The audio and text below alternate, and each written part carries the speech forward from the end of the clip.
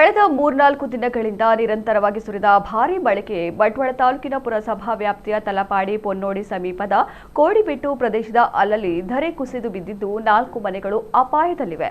ಬಿಸಿ road ಸಮೀಪದ ತಲಪಾಡಿ ಕೋಡಿಬೆಟ್ಟು ನಿವಾಸಿಗಳಾದ ಕುഞ്ഞി, ಭಾವ, ಬಾವುഞ്ഞി, ಲತೀಫ್ ಎಂಬುವರ ಮನೆ ಹಾಗೂ ಬಾಡಿಗೆ ಮನೆಯೊಂದಿದ್ದು ಇಲ್ಲಿ 10 ಮಕ್ಕಳು ಸೇರಿ 25 ಜನರು ವಾಸಿಸುತ್ತಿದ್ದಾರೆ. ಕಳೆದ ರಾತ್ರಿಯ ಮಳೆಯಿಂದ ಈ ಭಾಗದಲ್ಲಿ ಧರೆ ಕುಸಿದಿದ್ದು ಇಲ್ಲಿನ ನಿವಾಸಿಗಳು ಆತಂಕದಲ್ಲಿ ದಿನ ಕಳೆಯುತ್ತಿದ್ದಾರೆ. ಇನ್ನಷ್ಟು ಧರೆ ಕುಸಿತವಾದರೆ ಮನೆಗಳಿಗೆ ಅಪಾಯವಾಗುವ ಸಂಭವವಿದೆ. ಕಳೆದ 3-4 ದಿನಗಳಿಂದ ಸುರಿದ ಮಳೆಯಿಂದ ಗುಡ್ಡ ಅಗೆದ ಜಾಗದ ಮಣ್ಣು ಹದಗೊಂಡು ಕುಸಿದು ಬಿದ್ದಿದೆ. ಈ ಪ್ರದೇಶಕ್ಕೆ ಹೊಂದಿಕೊಂಡಿರುವ ಗುಡ್ಡವನ್ನ ಅಗೆಯದಂತೆ ಸಂಬಂಧಪಟ್ಟ ಜಾಗದ ಮಾಲಕರಿಗೆ ಮೊದಲೇ ತಿಳಿಸಿದರೂ ಕೂಡ ಇಲ್ಲಿನ ಮನೆ ಮಂದಿ ಕಾರ್ಯಕ್ರಮವೊಂದಕ್ಕೆ ತೆರಳಿದ ವೇಳೆ ಮತ್ತೆ ಗುಡ್ಡವನ್ನ ಅಗೆಯಲಾಗಿದೆ.